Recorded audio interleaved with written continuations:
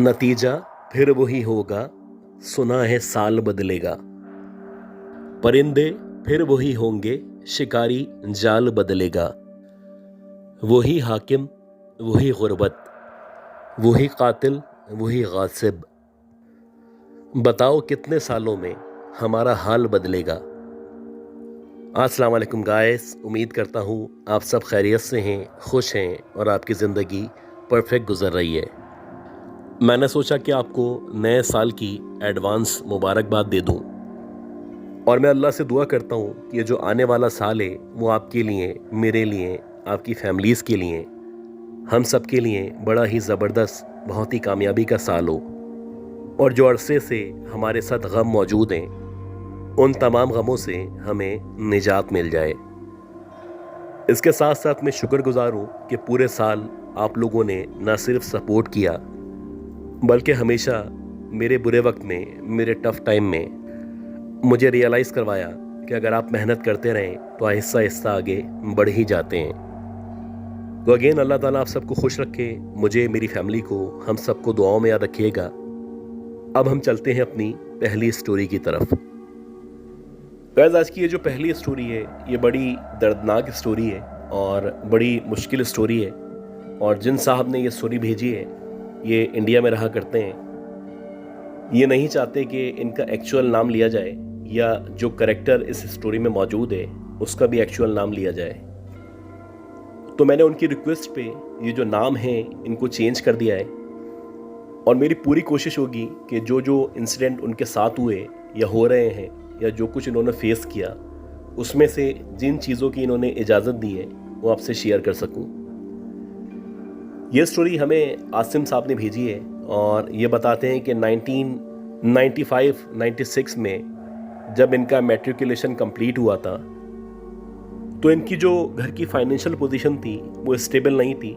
परेशान लोग थे, गरीब लोग थे और बड़ी मुश्किल से इन्होंने मैट्रिक किया था। एक अजीब कन्फ्यूजन थी कि आगे पढ़ भी सकेंगे, नहीं पढ़ सकेंगे। खैर, जैसे तैसे इनकी जो मदर थी उनके पास कुछ उनकी चूड़ियाँ वगैरह मौजूद थी जो इन्होंने सेल की और सेल करने के बाद आसिम साहब को एक अच्छे कॉलेज में एडमिशन दिला दिया। अब आसिम साहब बताते हैं कि मैं क्योंकि गरीब फैमिली का बच्चा था और अच्छे कॉलेज में मैंने तो एडमिशन ले लिया था, मतलब मेरी माँ की चूड़ियों की बदौलत मेरा एडमिशन तो हो गया था। लेकिन मुझे पता था कि जब मैं वहाँ पे जाऊँगा तो वहाँ पे निस्बतन हमसे तो बहुत बेहतर लोग होंगे और फाइनेंशियली स्ट्रांग लोग होंगे। जाहिर सी बात है, जब वो लोग वहाँ पे आएंगे उनका लिविंग स्टाइल या लिविंग स्टैंडर्ड डिफरेंट होगा, उनका रहन सहन, खाना पीना वो भी डिफरेंट होगा और ये सारी वो बातें जो मैं फील करूँगा। मैंने अपने आप को मेंटली बड़ा स्ट्रांग किया, अपने आप को समझाया कि मैं वहाँ पे पढ़ने जा रहा हूँ और अगर कभी कोई ऐसी बात हो भी जाती है, कभी मेरा मजाक भी बनता है तो मुझे टोटली इग्नोर करना है और मैं जैसे तैसे यहाँ से एजुकेशन लूँगा और मैं अपने फ्यूचर में कामयाब होने की कोशिश करूँगा।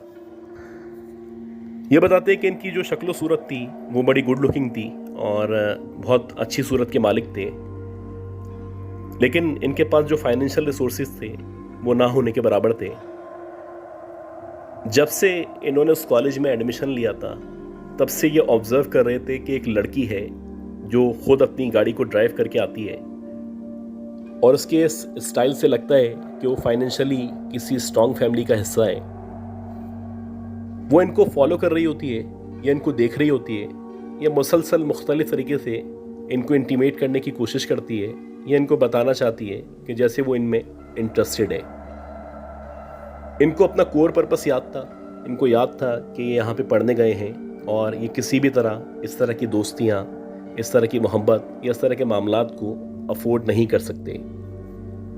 जब भी वो लड़की इनको देखती, मुस्कुराती, रिस्पॉन्स करती तो इसको इग्नोर करते। होना ये चाहिए था कि अगर कोई आपको एक दफ़ा, 2 दफ़ा या 3 दफ़ा इग्नोर कर दे तो हमारी ईगो होती है, वो कहती है कि कोई ज़रूरत नहीं है इसके पीछे जाने की। लेकिन वो जो लड़की थी मुसलसल मुतअद्दिद बार इग्नोर होने के बावजूद भी वो इनके अंदर अपना इंटरेस्ट शो कर रही थी। अब इनको कभी कभी उलझन होने लगती और ये चिढ़ जाते कि आखिर ये लड़की चाहती क्या है। खैर इन्होंने बड़ी कोशिश की कि उसको जितना हो सकता है नज़रअंदाज करें, इग्नोर करें, लेकिन वो हरबा अपनाती कि जिस तरह वो इनके करीब आ सके या उनसे बात कर सके। और ऐसे ही हुआ कि आहिस्ता आहिस्ता करके उस लड़की ने इनको रियलाइज़ करवाना शुरू कर दिया कि जैसे ये उस लड़की के लिए तमाम कायनात हैं। एक नेचुरल सी बात है कि अगर कोई आपके अंदर अपना इंटरेस्ट शो करे और इस कदर इंटरेस्ट शो करे तो आप चाहते हुए भी ना चाहते हुए भी उसकी तरफ मोल्ड होने लगते हैं या कम से कम उसको थोड़ी सी अहमियत देने लगते हैं। ऐसा ही इनका केस था। ग्रेजुअली ये भी उसकी तरफ अट्रैक्ट होते चले गए। हालांकि वो बड़ी नॉर्मल शक्ल सूरत की लड़की थी और ये बड़े खूबसूरत थे, उसके बावजूद भी वो लड़की कुछ इस तरह की बातें करती या इस तरह का इंटरेस्ट शो करती कि ये चाहते हुए भी ना चाहते हुए भी उसके करीब होते चले गए। और बिलाखिर कुछ दिनों के बाद उस लड़की ने इनको कह दिया कि वो इनके बगैर नहीं रह सकती, वो इनसे शादी करना चाहती है। अब जाहिर सी बात है ग्राउंड रियलिटी कुछ और थी। ये बिल्कुल डिफरेंट सोसाइटी से आ रहे थे, जबकि वो जो लड़की थी ना सिर्फ उसका बैकग्राउंड स्ट्रांग था बल्कि उसके जो फैमिली मेम्बर्स थे या उसके जो फादर थे वो फीडल्स थे, लैंडलॉर्ड्स थे और फाइनेंशियली बहुत ही रिच लोग थे। मुझे उस वक्त भी कभी कभी एहसास होता कि शायद जिस रास्ते पे मैं चल रहा हूँ या मैं जिस रास्ते पे निकल चुका हूँ इसकी कोई मंजिल नहीं है। हर बार जब भी मैं उस लड़की को समझाने की या कन्विंस करने की कोशिश करता तो वो कहती कम से कम मेरी ज़िंदगी में तो तुम मुझसे अलग नहीं हो सकते। और ये बड़ी अजीब बात थी और मेरा एक ही जवाब होता कि शायद तुम पागल हो चुकी हो। बहरहाल इसी तरह 2, 3, 4, 5 महीने गुजर गए और ये जो अफेयर था ये बढ़ता चला गया। ये बताते हैं कि इस दौरानिए में उसने बेसिक इंट्रोडक्शन करा दिया था कि उसकी फैमिली क्या है, किस तरह के लोग हैं, लेकिन उसने आज तक ये नहीं बताया था कि वो कहाँ रहा करती है और उसकी कहाँ रिहाइश है और उसके साथ कौन आता है कौन जाता है। तो वैसे ही एक दिन ऐसा हुआ कि वो मेरे साथ बात कर रही थी और बात करते करते एकदम से उसका भाई कॉलेज के अंदर एंटर हुआ। जैसे ही वो कॉलेज के अंदर एंटर हुआ और उसने उस लड़की को मुझसे बात करते हुए देखा तो उसने सबसे पहले मुझे मारना शुरू किया और मुझे मारने के बाद वो अपनी बहन का हाथ खींचता हुआ अपने साथ गाड़ी में बिठा के ले गया। ये सब कुछ तमाम कॉलेज के सामने हुआ था और इतनी बेइज्जती की बात थी कि मैं तसव्वुर भी नहीं कर सकता था। मेरी माँ ने अपनी चूड़ियाँ बेच के जैसे तैसे मेरा एडमिशन करवाया था और अगर उनको पता चल जाता कि मैं यहाँ पे क्या कर रहा हूँ तो कितनी बेइज्जती होती। लिहाजा उसके बाद से चुपचाप मैंने कॉलेज जाना छोड़ दिया और मेरा इरादा यही था कि जब पेपर्स होने वाले होंगे तो किसी भी तरह टीचर्स को राज़ी करके एडमिट कार्ड ले लूँगा और पेपर्स में अपीयर हो जाऊँगा। मेरा उस लड़की से मुकम्मल तौर पे राब्ता ख़त्म हो चुका था और जब मैं पेपर से कुछ दिनों पहले कॉलेज गया तो वहाँ जाके पता चला कि वो लड़की कॉलेज छोड़ के जा चुकी है। मुझे बहुत गम हुआ, बहुत दुख हुआ। जाहिर सी बातें इस तरह के मोबाइल्स वगैरह का दौर नहीं था, ना हमारे पास मोबाइल्स थे, ना एक दूसरे का घर का पता था। बस जो भी हमारी बातें होती थीं, जो भी मुलाकातें होती थीं वो यहीं पे हुआ करती थीं। इसी तरह कुछ मज़ीद टाइम गुजरा, पेपर हो गए और पेपर होने के बाद मैं उसको बहुत शिद्दत से मिस कर रहा था और मैं जहाँ पे भी जाता एकदम से मेरे जहन में वो लड़की आ जाती, उसकी बातें याद आने लगती और मैं सोचने लगता कि मैं दुनिया का बदनसीब आदमी हूँ कि मुझे कितनी अच्छी लड़की मिली और उसको मिलने के बावजूद भी मैंने खो दिया। दिन ब दिन जो मेरी जहनी हालत थी वो बद से बदतर होती चली आ रही थी। फर्स्ट ईयर्स के पेपर मैं दे चुका था, सेकेंड ईयर में मैं आ चुका था और मेरा जो फोकस था वो पढ़ाई पे नहीं था। इसी तरह अक्सर रात में मेरी आँख खुलती और जब मेरी रात में आँख खुलती तो मैं इस लड़की को शिद्दत से याद करता। अक्सर मेरे पेरेंट्स ने भी नोट किया कि जब मेरी तबीयत ख़राब होती या मुझे बुखार होता तो मैं उसका नाम बार बार पुकारता। ये एक अजीब सी कैफियत थी जिसके बारे में ना मैं किसी को बता सकता था और ना ही किसी से मशवरा ले सकता था। मेरे पेरेंट्स को भी अंदाज़ा था कि कोई इस तरह की बात ज़रूर है। बहरहाल इसी तरह कुछ मज़ीद टाइम गुजरा और मैं मुसलसल उसको याद करता रहा। ना उसका कोई नामो निशान मिला, ना उसका कोई पता चला कि वो कहाँ से आई थी, कहाँ गई। और इसी दौरानिए में मेरे सेकेंड ईयर्स के पेपर भी हो चुके थे। इसी तरह शदीद सर्दियों की रात थी और बारिश हो रही थी। मेरी आदत थी कि जब भी शदीद सर्दी पड़ा करती थी तो मैं लेट नाइट तक जागा करता था। वैसे ही मैं अपने रूम में बैठा हुआ था और बाहर मुझे छत का हिस्सा नज़र आ रहा था। छत पे मुसलसल बारिश का पानी गिर रहा था और मैं मुसलसल अपनी उस फ्रेंड को या अपनी उस दोस्त को याद कर रहा था। इसी दौरानिए में एकदम से जब मेरी नज़र स्टेयर्स की तरफ पड़ी तो मैंने देखा कि स्टेयर्स के ऊपर से कोई उतरता हुआ नीचे की तरफ आ रहा है। अब रात के इस पहर में मेरे घर वाले सारे के सारे सो रहे थे और मैं अकेला जाग रहा था। खैर, जैसे ही मैंने स्टेयर्स के ऊपर से किसी को उतरते हुए देखा और जब मैंने उस पर गौर करना शुरू किया तो मैंने देखा कि एक लड़की या एक औरत है जो स्टेयर्स से उतर रही है। उसने रेड कलर के कपड़े पहने हुए हैं और उसके जो बाल हैं मुसलसल बारिश की वजह से गीले हो चुके हैं और उसके मुंह के आगे आ चुके हैं। खैर, जैसे ही वो मुकम्मल तौर पे नीचे उतरी और उसके बाल उसके मुंह से पीछे की तरफ हटे तो ये देख के एकदम से मेरी हालत गैर हो गई। मैंने देखा कि वही लड़की जिसको मैं पसंद किया करता था या जो मुझे पसंद किया करती थी और जो मुझे छोड़ के जा चुकी थी, वो स्टेयर्स से नीचे उतर चुकी है और मुझे देख के मुस्कुरा रही है। पहले पहर तो मेरी समझ ही नहीं आया कि मेरे साथ क्या हुआ है और मैं समझा कि शायद मैं ख्वाब देख रहा हूँ। मैंने ख़ुद को छोटी सी चुटकी से नोचा और अपने आप को जगाने की कोशिश की कि शायद ये ख्वाब है। लेकिन जब मुझे एहसास हुआ तो मुझे यकीन हो चला कि ये ख्वाब नहीं है, ये हकीकत है और वाकई में वो लड़की मेरे सामने खड़ी हुई है और ना सिर्फ खड़ी हुई है बल्कि मुझे देख के मुसलसल मुस्कुरा रही है। मैंने अपने आप को एक झटका दिया और उसके बाद मुझे अजीब सा लगने लगा। मुझ पे खौफ तारी हो गया क्योंकि मुझे यकीन नहीं आ रहा था कि ये लड़की मेरे घर में भला कैसे आ सकती है। ये बताते हैं कि कुछ देर तक मैंने अपनी आंखें बंद रखी और उसके बाद दोबारा से आंखें खोली। अब जब मैंने दोबारा से आंखें खोली तो उसी जगह पे जहाँ पे वो लड़की खड़ी हुई थी जो मुझे अभी नज़र आ रही थी, वहाँ पे कोई मौजूद नहीं था। ये सिर्फ आज रात की बात नहीं थी, उसके बाद से तकरीबन हर रात ऐसा होने लगा कि अक्सर वो मुझे छत पे, बालकनी में या बाहर की तरफ नज़र आती और सिर्फ देख के मुस्कुरा रही होती।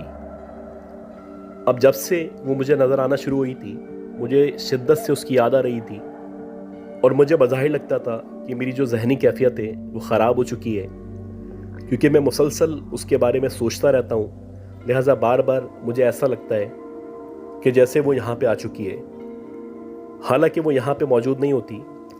ये मेरी खाम ख्याली होती है।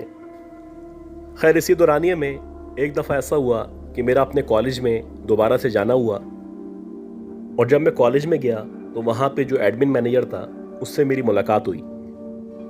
जब मेरी उससे मुलाकात हुई और उसने मुझसे बहुत अच्छी बात की तो मैंने हिम्मत करके उससे पूछा कि वो जो लड़की थी जिसके साथ मेरी दोस्ती थी, जो कॉलेज छोड़ के जा चुकी थी, उसके घर का पता या उसका नंबर मिल सकता है। ये सुन के वो मुस्कुराने लगा और कहने लगा कि अब उसके घर का पता लेके तुम क्या करोगे। जब उसने इस तरह से कहा तो मैं सोचने लगा कि आखिर ये ऐसा क्यों कह रहा है और मैंने उससे पूछा कि आप ऐसा क्यों कह रहे हैं। इसके जवाब में उसने कहा कि वो जो लड़की थी जो यहाँ से तुम्हें छोड़ के चली गई थी, उसके यहाँ से जाने के बाद ही 10 दिन के अंदर अंदर उसकी डेथ हो गई थी। कुछ लोग कहते हैं उसने खुदकुशी की थी, कुछ लोग कहते हैं कि उसके घर वालों ने उसको प्रेशराइज़ किया था और कुछ लोगों का ये भी ख्याल है कि उसके भाई ने ही उसकी जान ले ली थी। और ये बात भी हमें काफ़ी अरसे बाद जाके पता चली। खैर, उनके मुंह से ये बात सुनने के बाद मेरी आंखों में आंसू आ गए और मुझे यकीन ही नहीं आ रहा था कि ऐसा भी हो सकता है। खैर, मैंने उस एडमिन मैनेजर से उस लड़की के घर का एड्रेस लिया और उससे कहा कि मुझे आपकी बात पे यकीन नहीं आ रहा, मैं अपने तौर पे इसकी वेरिफिकेशन करूँगा। ये बताते हैं कि इसके बाद ये उसके घर के करीब गए और उसके घर को छोड़ के जो आगे पीछे के जो घर थे उनके चौकीदारों से, उनके गार्ड्स से, उनके एम्प्लॉयज़ से दोस्ती की और दोस्ती करने के बाद काफ़ी अरसे में इनको पता चला कि वाकई में उस लड़की की डेथ हो चुकी थी। और इनमें से कुछ लोगों का ख्याल था कि ये जो लड़की थी इसने खुदकुशी की थी। अब जब इनको ये वेरिफिकेशन मिल चुकी या इनको यकीन हो चला, तो उसके बाद इन्होंने जो करीबी मस्जिद थी वहाँ के इमाम साहब से रब्ता किया। उनसे रब्ता करने के बाद उनको बताया कि मेरी एक फ्रेंड थी जिसकी डेथ हो चुकी है और वो मुझे मुसलसल नज़र आती है। मस्जिद के जो इमाम साहब थे उन्होंने इनको कहा कि आप इसको इग्नोर करें, अक्सर ऐसा होता है कि करीन या कारीन जो होता है वो नज़र आया करता है। आप कोशिश करें कि मुसलसल ज़िक्र इलाही करें, आयतुल कुर्सी पढ़ें, ताकि वो जो लड़की या जो भी मखलूक आपको नज़र आती है वो आपको नज़र ना आए। ये बताते हैं कि इसी तरह टाइम गुजरता रहा और जब जब मैं आयतुल कुर्सी पढ़ता या इस तरह की आयत पढ़ता तो वो जो लड़की थी मुझे नज़र आना बंद हो जाती, और जब मैं खुद से इन आयत को पढ़ना छोड़ देता या मेरा दिल चाहता कि मैं उसको एक बार फिर से देखूं, तो दोबारा से मुझे नज़र आने लगती। इसी तरह दिन गुजरते रहे, दिन महीनों में तब्दील होते गए, महीने सालों में तब्दील होते गए, और वो जो लड़की थी मुसलसल मेरे से मिलने आती रही। और वो जब भी आती थी तो थोड़े डिस्टेंस के पास खड़ी होती थी और सिर्फ देख के मुस्कुराती रहती थी। ऐसा नहीं था कि वो जब भी नज़र आती थी या नज़र आती है तो एक ही ड्रेस उसने पहना होता है। हर दफ़ा नए ड्रेस के साथ वो मेरे सामने मौजूद होती है, और आज तक इन 20-25 सालों में वो मुझे सैकड़ों बार मिलने आ चुकी है। मैं उसको देखता रहता हूँ। हाँ, एक अजीब बात है, जैसे जैसे मेरी उम्र बढ़ती चली गई वैसे वैसे जो मेरे अंदर फ्रेशनेस थी या जितना मैं गुड लुकिंग था, मैं कम से कम होता चला गया। लेकिन वो लड़की जब भी मुझसे मिलने आती है, ये जब भी मुझे नज़र आती है, तो वो वैसे ही जवान होती है जैसे वो हुआ करती थी। इस दौरानिया में मैंने मुतादिद लोगों से रब्ता किया, मुख्तलिफ उलमा कराम से रब्ता किया, मुख्तलिफ मसाजिद में गया, उनको जाके सारा का सारा केस बताया। कुछ लोगों ने कहा कि ये तुम्हारे ख्यालात हैं, जबकि कुछ लोगों का कहना था कि शायद तुम्हारे साथ कोई जहनी मसला हो चुका है। और जो लोग ये कहते थे कि मेरे साथ जहनी मसला है, मैं उनकी बात से मुत्तफिक भी हो जाता था, और मैंने अपने आप को काफ़ी सारे साइकेट्रिस्ट को या इस तरह के लोगों को दिखाने की कोशिश भी की। जब मैं उनके पास जाता था तो वो यही कहा करते थे कि हमें तुम्हारे अंदर कोई ख़राबी नज़र नहीं आती और हमें ऐसा लगता है कि तुम नॉर्मल हो। लेकिन फिर ये क्या बात थी कि वो जो लड़की थी वो मुझे उस दिन से अब तक मुसलसल नज़र आती है, और वो नज़र भी जब ही आती है जब मैं चाहता हूँ कि वो मुझे नज़र आए। मेरे अलावा मेरी फैमिली में जब मेरे मदर फादर ज़िंदा थे, उन्होंने भी कभी मेरे घर में उस लड़की को नहीं देखा, न मेरे बहन भाइयों ने देखा। मैं अपने घर में वाहिद शख्स था जो उस लड़की को देखा करता था। मुझे नहीं पता कि मेरी ये स्टोरी सुनने के बाद आप लोग मुझे मेंटली अनस्टेबल कहेंगे, पागल कहेंगे, या किन अल्फाज से पुकारेंगे, लेकिन कम से कम मेरी ज़िंदगी में इतना सुकून ज़रूर है कि जब मैं उस लड़की से मिलना चाहता हूँ या उसको देखना चाहता हूँ वो वहाँ पे आ जाती है। अब ये मेरे ख्यालात हैं, मेरा पागलपन है, या मेरे साथ कोई मसला है, मुझे नहीं पता। गाइस, उम्मीद करता हूँ ये जो स्टोरी, जो कि बड़ी डिफरेंट स्टोरी थी, और जब मुझे स्टोरी इन साहब ने भेजी थी तो मेरे भी यही सवालात थे जो आपके जहन में होंगे। मैंने बारी बारी करके उनसे सारे सवालात पूछे और उनसे जवाब लेने की कोशिश की। कुछ सवालात के जवाबात उन्होंने दे दिए, और कुछ सवालात ऐसे थे जिसके ऊपर उन्होंने खामोशी इख्तियार कर ली। ये स्टोरी मिस तस्नीम ने कराची से हमें शेयर की है।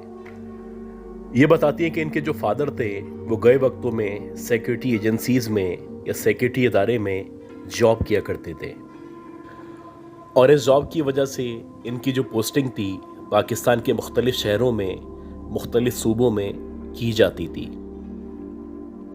तो वैसे ही 1971-72 का टाइम चल रहा था, और इनकी जो पोस्टिंग थी पाकिस्तान का जो इलाका गैर है जिसे डीजी खान कहा जाता है, उससे तकरीबन 200-250 किलोमीटर के फासले पे इनकी पोस्टिंग की गई थी।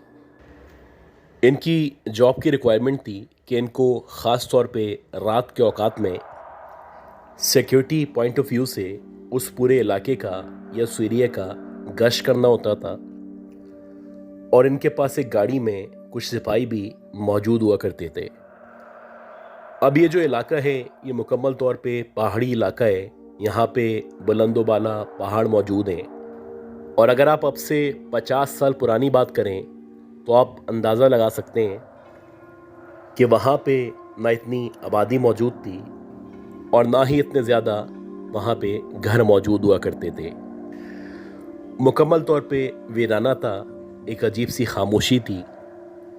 और लाइट के बारे में तो अब भी कहा जाता है कि पूरे इलाक़े गैर में मुकम्मल तौर पे आज की तारीख में भी इलेक्ट्रिसिटी अवेलेबल नहीं है। अब इनके फादर की जो जॉब रिक्वायरमेंट थी उसके मुताबिक ये रात को निकला करते थे और रास्ते में जितनी भी चेक पोस्ट आती थी या जितनी भी चौकियां मौजूद होती थी वहाँ पे लोगों से मिलते हुए आगे बढ़ते चले जाते थे। अब ये जो चौकियां थी, ये जो चेक पोस्ट थी, इनके दरमियान भी तकरीबन 20 से 25 किलोमीटर का फासला हुआ करता था। तो वैसे ही रात के टाइम में इनके फादर निकले और रात के तकरीबन 11 साढ़े 11 बजे का टाइम था। शदीद सर्दी हो रही थी और इक्का दुक्का जो लोग वहाँ पे रहा करते थे वो भी कोशिश किया करते थे कि 7 बजे तक या ज़्यादा से ज़्यादा 8 बजे तक अपने अपने घरों में चले जाएं। इनके फादर बताते हैं कि तकरीबन 1-1.5 घंटे तक पेट्रोलिंग करने के बाद जैसे ही हम अगली चौकी की तरफ बढ़ने लगे तो हमें ऐसा लगा कि ये जो पहाड़ी इलाका है इसके दरमियान से जो रोड गुजर रहा है उस रोड के ऊपर कोई मूवमेंट है जो महसूस हो रही है। अब दूर से हमें ऐसा लग रहा था कि कोई वाइट ऑब्जेक्ट है जो मुसलसल रोड के कभी एक तरफ आता है कभी दूसरी तरफ जाता है। गर्ज की एक अजीब सी मूवमेंट थी जो समझ से बाहर थी। खैर अब इनका काम ही सिक्योरिटी का था तो ये फौरन से गाड़ी स्टार्ट करके उस पॉइंट की तरफ बढ़ने लगे। ये बताते हैं कि जैसे जैसे हम लोग आगे बढ़ रहे थे वैसे वैसे वहाँ का जो व्यू था वो मज़ीद क्लियर होता चला जा रहा था और फाइनली जब हम उसके बिल्कुल करीब पहुँचे तो हमने देखा कि एक औरत है जिसका तकरीबन 7 या 7.5 फीट के दरमियान कद है। वो एक बच्चे के हमरा फुटपाथ की साइड से या रोड की साइड से चौकी की तरफ बढ़ती चली जा रही है। अब ये आगे की तरफ बढ़ रही थी और हम इसको पीछे की तरफ से फॉलो कर रहे थे। इसने मुकम्मल तौर पे सफ़ेद लिबास पहना हुआ था और इसका जो कदो कामत था या उसकी जो जिसामत थी बड़ी लईम शईम थी। पहाड़ी इलाकों में या इस तरह के एरियाज़ में औरत का लंबा होना या लईम शईम होना कोई हैरानी की बात नहीं थी। आमतौर पे पहाड़ी इलाकों में इस तरह के कद और जिसामत वाली औरतें नज़र आया करती हैं। खैर जैसे ही ये उसके बिल्कुल करीब पहुँचे तो इन्होंने हॉर्न दे के उस औरत को या उस बच्चे को मुखातिब करने की कोशिश की। जब इन्होंने हॉर्न दिया तो वो जो औरत थी उसने किसी भी किस्म का रिस्पॉन्स नहीं किया। अब जब उसने कोई रिस्पॉन्स नहीं किया तो इन्होंने दोबारा से हॉर्न बजाया और अब बाकायदा खिड़की से बाहर मुंह निकाल के उस औरत को आवाज़ दी। जैसे ही इन्होंने उस औरत को आवाज़ दी तो बजाय इसके कि वो औरत रुकती या इनकी बात का जवाब देती, उसने एकदम तेज़ी से पहाड़ी के ऊपर की तरफ अपने बच्चे के हमरा चढ़ना शुरू कर दिया। और वो जितनी रफ्तार से या जितनी तेज़ी से पहाड़ी के ऊपर चढ़ रही थी तो उससे ये तो कंफर्म हो चुका था कि ये यहाँ की मकामी औरत है, क्योंकि पहाड़ियों पे इतनी जल्दी चढ़ना और उतरना किसी आम बंदे के बस की बात नहीं हुआ करती। अब ये जो औरत थी तेज़ी से पहाड़ी के ज़रिए उस चौकी की तरफ बढ़ रही थी जो कि ऑलरेडी इसी सिक्योरिटी एजेंसी की या इसी इदारे की थी। हाँ, ये एक अजीब सी बात थी कि इत्तफाक से उस दिन जिस दिन ये वाक़या पेश आया था तो उस चौकी के ऊपर किसी भी सिक्योरिटी गार्ड की या सिक्योरिटी पर्सनल की ड्यूटी नहीं थी। खैर ये जल्दी से गाड़ी से उतरे और अपने 2 सिपाहियों के हमरा उस औरत के पीछे पीछे तेज़ी से चलना शुरू कर दिया। ये बताते हैं कि वो इस कदर तेज़ रफ्तारी से पहाड़ के ऊपर चढ़ रही थी जैसे कि वो कोई इंसान नहीं है बल्कि वो एक पहाड़ी जानवर है। खैर, इन लोगों ने अपनी रफ्तार बढ़ाई और तकरीबन भागते भागते जैसे तैसे उस औरत के बिल्कुल पीछे पहुंच गए। अब जैसे ही ये उस औरत के और उस बच्चे के बिल्कुल पीछे पहुंचे तो इन्होंने उस औरत को इंटीमेट किया कि रुक जाओ वरना हम तुम्हें गोली मार देंगे। अब जैसे ही इन्होंने उस औरत को इस तरह से कहा तो वो जो औरत थी ना सिर्फ रुकी बल्कि रुकने के साथ साथ वो एकदम से इनकी तरफ पलटी। ये बताते हैं कि जैसे ही वो औरत हमारी तरफ पलटी और हमारे टॉर्च की रोशनी उसके मुंह पे पड़ी तो हमने देखा कि उसका जो मुंह है वो बहुत ज़्यादा लंबा मुंह है और इसके जो दांत हैं वो बहुत ही नोकीले, जैसे कि किसी भेड़िए के हुआ करते हैं, इस तरह के दांत हैं। और इसकी जो आंखें हैं वो मुकम्मल तौर पे सफ़ेद हैं। गर्ज के उसका जो चेहरा था उससे अजीब सी हैबत टपक रही थी और किसी भी तरह किसी औरत का या किसी इंसान का इस तरह का चेहरा नहीं हो सकता था। खैर, जैसे ही वो पलटी उसने अपने मुंह से अजीब सी आवाज़ निकालना शुरू की जैसे कि वो गुर्रा रही हो या हमारे रुकने पे गुस्से का इजहार कर रही हो। ये बताते हैं कि हम 3 लोग थे, उसके बावजूद भी हमारी हालत इस कदर ख़राब हो चुकी थी कि हमारे अंदर हिम्मत ही नहीं थी कि उसके गुर्राने का या उसके गुस्सा करने का कोई जवाब दे सकें। खैर, अगले ही लम्हे वो जो औरत थी वो दोबारा से मुड़ी और तेज़ तेज़ चलती हुई हम तीनों के सामने उस चौकी के अंदर दाखिल हो गई। अब जैसे ही वो औरत चौकी के अंदर दाखिल हुई तो इसी दौरानिए में इन्होंने अपनी जो बाकी टीम थी उन सबको भी ऊपर बुला लिया और जब सारे के सारे सिपाही या जितने भी मेंबर्स थे वो ऊपर आ गए तो ये लोग हिम्मत करके चौकी के अंदर दाखिल हुए। ये चौकी के अंदर जब दाखिल हुए तो मुसलसल आयतुल कुर्सी या जो भी आयत इनको आती थी उसका जिक्र कर रहे थे। ये बताते हैं कि पूरी चौकी को हमने बारी बारी एक एक करके तलाश किया, लेकिन पूरी चौकी के अंदर इवन के जो बैक साइड पे वॉशरूम मौजूद था उसके अंदर भी ना कोई औरत मौजूद थी और ना ही किसी बच्चे का नामो निशान मौजूद था। हम लोगों ने अपनी आंखों से देखा था कि हमारी आंखों के सामने वो जो औरत थी वो उस बच्चे के हमरा इस चौकी के अंदर दाखिल हुई थी। खैर, तकरीबन 15 से 20 मिनट तक हम लोग वहाँ पे मौजूद रहे और उसके बाद वापस वहाँ से अपनी मंजिल की तरफ बढ़ने लगे। अगले दिन जब इनकी अपने सीनियर से मुलाकात हुई तो इन्होंने इस रात वाले वाक़ये का उनसे जिक्र किया। वो जो सीनियर थे वो कहने लगे कि ये जो इलाका गैर है, ख़ास तौर पे ये जो पहाड़ी सिलसिला है, यहाँ पे अक्सर इस तरह की मखलूक़ात नज़र आया करती हैं। अगर आप उनको तंग ना करें तो वो भी आप लोगों को नुकसान नहीं पहुँचाया करती।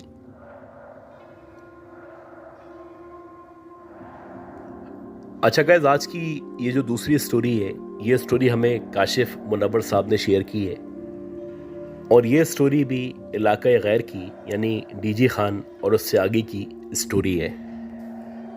ये बताते हैं कि अब तो ये कराची में रहा करते हैं, लेकिन इनके जो 4 फादर्स थे या इनके जितने भी करीब व जवार के रिश्तेदार थे उन सारों का जो ताल्लुक़ था वो इलाका गैर से था और शुरू से ही ये लोग वहाँ पे रहा करते थे। अब ये जो इलाका गैर है, इस इलाका गैर के बारे में बहुत सारे किस्से, बहुत सारी कहानियाँ थीं जो शुरू से मशहूर थीं और अक्सर लोग कहा करते थे कि रात के औकात में मुख्तलिफ मखलूक़ात यहाँ पे नज़र आया करती हैं। खैर, ये जो किस्सा है ये इनकी दादी के साथ पेश आया था।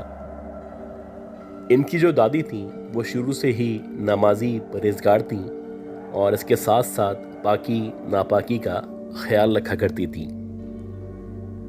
इनका जो घर था वो बेसिकली एक पहाड़ी सिलसिले के अंदर मौजूद था और ये जो पहाड़ी सिलसिला था, इस पहाड़ी सिलसिले के भी टॉप पे यानी सबसे ऊपर मौजूद था। अक्सर ऐसा होता कि इनकी दादी रात को 2 बजे या 3 बजे तहज्जुद के लिए या तिलावत करने के लिए उठ के बैठ जाया करती थी और फिर तिलावत करती रहती थी जब तक कि फजर की अजान ना हो। तो वैसे ही जनवरी चल रहा था और जनवरी में वहाँ पे आमतौर पे बर्फ़बारी हुआ करती है या फिर कम से कम शदीद सर्दी ज़रूर हुआ करती है। खैर, इनकी दादी उठी हुई थी और रात के 2 या 2:30 बजे का टाइम था। ये उठने के बाद वज़ू करने के लिए वॉशरूम की तरफ गईं। अब जब इनकी दादी वज़ू करने के लिए वॉशरूम की तरफ जा रही थी तो इनकी दादी को बार बार ऐसा लग रहा था कि जैसे कोई परिंदा है जो इनके घर के अंदर दाखिल हो चुका है और वो किसी ऐसी जगह फंस चुका है जहाँ से वो निकल नहीं पा रहा। मुसलसल परिंदे के पर मारने की या कोशिश करने की आवाज़ आ रही थी। और ऐसा आमतौर पे हुआ करता है कि कोई भी परिंदा अगर किसी भी घर में दाखिल हो जाए और उसको बाहर निकलने का रास्ता ना मिले तो वो दीवार के कोने में किसी अलमारी पे, किसी खिड़की पे बैठ के बाहर निकलने की कोशिश करता रहता है और जब तक उसको रास्ता नहीं मिलता या वो बाहर नहीं निकल पाता तो अपने जो पर है वो दीवार पे या उस खिड़की पे मारता रहता है। खैर, काफ़ी देर तक जब इनकी दादी को आवाज़ आती रही तो वो सोचने लगी कि आखिर कौन सा परिंदा है जो इनके घर के अंदर या इनके सहन में दाखिल हो चुका है। इन्होंने अपने तौर पे घर का, कमरे का, सहन का, चारों अतराफ का जायज़ा लिया। मुसलसल परिंदे के पर मारने की आवाज़ तो आ रही थी लेकिन कहीं भी किसी भी प्लेटफॉर्म पे ना परिंदा नज़र आ रहा था और ना ही उसके नज़र आने का कोई इम्कान नज़र आ रहा था।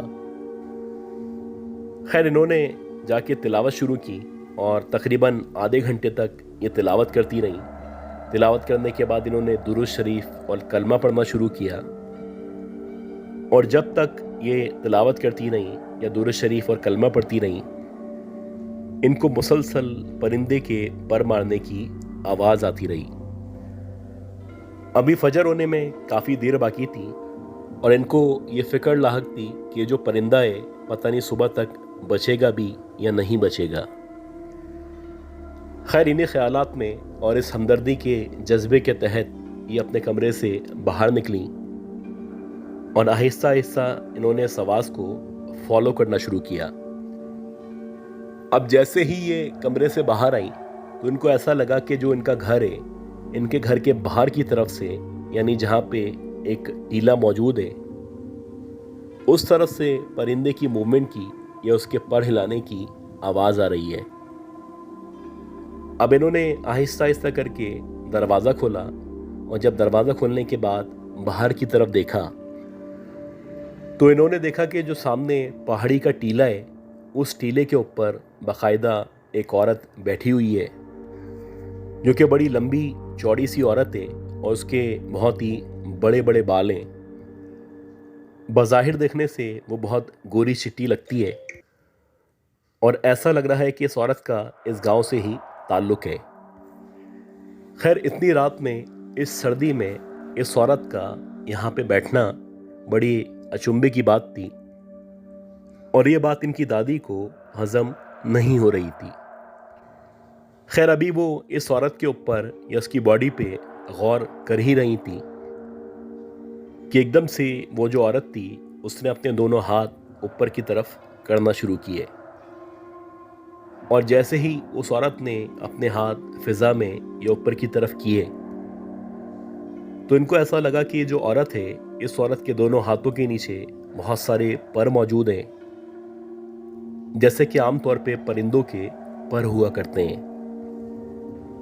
अब ये देखने के बाद इनकी जो दादी थी वो हैरान थी और उनकी समझ नहीं आ रहा था कि इनके सामने पहाड़ के टीले पे जो औरत बैठी हुई है वो तो बज़ाहिर इंसान लगती है लेकिन अगर ये इंसान है तो इसके हाथों पे या इसके जिस्म में पर कैसे मौजूद हैं? ये बताते हैं कि अभी इनकी दादी उसके ऊपर गौर कर ही रही थी कि एकदम से उस औरत ने अपने पैरों को हिलाना शुरू किया, और जैसे ही उसने अपने पैरों को या अपने हाथों को फिजा में हिलाना शुरू किया तो एकदम से वैसे ही शोर क्रिएट हुआ जैसा शोर इनको अपने कमरे के अंदर महसूस हो रहा था। अब इनकी समझ में आया कि इनको काफी देर से जो आवाज आ रही थी, जिसको ये परिंदा समझ रही थी, वो परिंदा नहीं है बल्कि एक अजीबुल खलकत मखलूक है जो कि इनके सामने मौजूद है। इनकी दादी क्योंकि पुराने दौर की औरत थी, बहुत बहादुर थी और इतनी जल्दी डरने वाली नहीं थी, तो वो अपने तौर पे मुसलसल तिलावत करती रहीं, और ना सिर्फ तिलावत करती रहीं बल्कि तकरीबन 12 से 13 मिनट तक उस अजीबुल खलकत लड़की को या उस मखलूक को देखती रहीं। तकरीबन 12-13 मिनट तक यह सिलसिला जारी रहा, और इसके बाद ये जो औरत थी इनकी दादी के सामने एकदम से उसने अपने हाथ ऊपर किए, और ना सिर्फ हाथ ऊपर किए बल्कि एकदम से वो फिजा में उड़ने लगी, और कुछ सेकंड्स के अंदर अंदर देखते ही देखते इनकी आंखों से ओझल हो गई। जैसे कि आमतौर पे परिंदे उड़ा करते हैं, बिल्कुल उनकी ही तरह ये जो औरत थी फिजा में उड़ रही थी, और ऐसा लग ही नहीं रहा था कि जैसे वो कोई औरत है, बल्कि ऐसा लग रहा था जैसे वो कोई परिंदा है। खैर, जैसे तैसे ये रात गुजरी, और जब सुबह हुई तो इन्होंने अपने शौहर से और दीगर बुजुर्गों से इस वाक़ये का जिक्र किया। जितने भी लोगों ने ये वाक़या सुना, ख़ास तौर पे जो बुजुर्ग थे, उन्होंने कहा कि ये जो इलाका गैर है, ख़ास तौर पे ये जो पहाड़ी सिलसिला है, इस पहाड़ी सिलसिले के बारे में कहा जाता है कि रात के औकात में, ख़ास तौर पे सर्दियों की रातों में, यहाँ पे परियां उतरा करती हैं जो कि दिखने में बहुत खूबसूरत होती हैं, औरतों की तरह होती हैं, लेकिन उनके जिस्मों पे पर मौजूद हुआ करते हैं। गाइस, आज की ये जो स्टोरी है ये बड़ी ज़बरदस्त स्टोरी है, और जब मैंने ये स्टोरी पढ़ी थी तो मुझे बहुत ज़बरदस्त लगी थी, और मैंने प्लान किया था ये स्टोरी मैं आपसे शेयर करूँगा। ये स्टोरी हमें जाहिद खान साहब ने भेजी है, और ये बताते हैं कि इनके जो ग्रैंडफादर थे, ये वाक़या इनके ग्रैंडफादर के दोस्त के साथ पेश आया था, और 1973-74 में वो बल्दिया टाउन में रहा करते थे।